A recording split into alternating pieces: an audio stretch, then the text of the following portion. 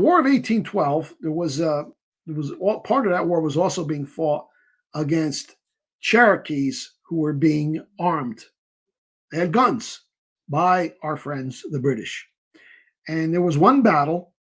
He was a militia commander. He had not become the great General Andrew Jackson yet. But there was at one battle, they fought with the Cherokees. There were many casualties, and there was a child who was found crying. His mother and father are both being killed. The Cherokees, the women, they used to fight too. The squaws, they had a gun. They would fight. So in this particular battle, both of the babies' parents were killed. And the other squaws didn't want to take the baby. They said, it's better just kill the baby. His parents are gone. They didn't want him. Well, Andrew Jackson took great pity on this little Indian infant. He brought him home to his wife and raised him as his own.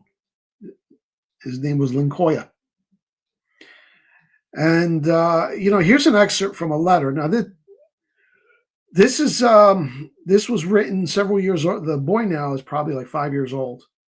And this letter is written in 1816 to his wife, Rachel. And he's asking about the little boy. My love, I have this moment received your affectionate letter of the 8th. Instant, I rejoice that you are well and our little son. He's referring to him as his son. Now, he had a son of his own, Andrew, and they became good playmates. But he's talking about Lincoya here. Tell him his sweet papa hears with pleasure that he has been a good boy and learns his book.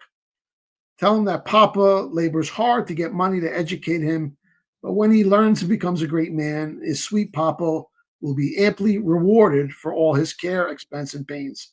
How thankful I am for you taking poor little Lincoya home and clothing him. He had been he was being held in the slave quarters, but then they brought him in. His wife brought him in, and they raised him. So, this is the affection he had for this poor little child that he took pity on, that was abandoned to die on the battlefield.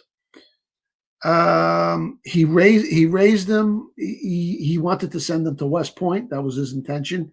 At age 16, he was being apprenticed to be a saddle maker. He was sent away to Nashville.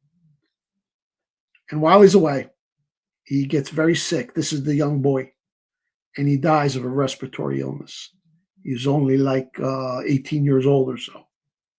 Now, I didn't realize, I always knew the story of Lincoya, but I didn't realize it until preparing for the show tonight. The date of his death was July 1928. Okay. And that's very significant because that is the presidential campaign, which was the nastiest campaign, with the possible exception of Trump Clinton, in history, because they knew he was anti-bank and they knew the bank charter's coming up. And that was the campaign where they put out so much dirt against him, and then they went after his wife. His wife ended up dying in December of that year from a heart attack. And Andrew Jackson said it was all because of the vicious attacks on her. They stressed her off. They said that she wasn't really divorced, that she ran off with Jackson, put all these smears. But this boy, he's 18 now, he had died that same year in July. And he's not in my book, Dig Him Up. But what you have to understand is, well, it's unusual for an 18-year-old to just up and die, right? But when you come to appreciate how nasty that campaign was and how they pulled all the stops out to stop Jackson, then later on they try to shoot him, try to kill him while he's in office, they try to impeach him. You have to wonder if maybe they tried to get to his kid. I don't know, but I think it's a reasonable speculation. But anyway, read a letter like that. Yeah, I mean, you read an excerpt like that and a story like this. It doesn't sound like a mean old nasty racist to me.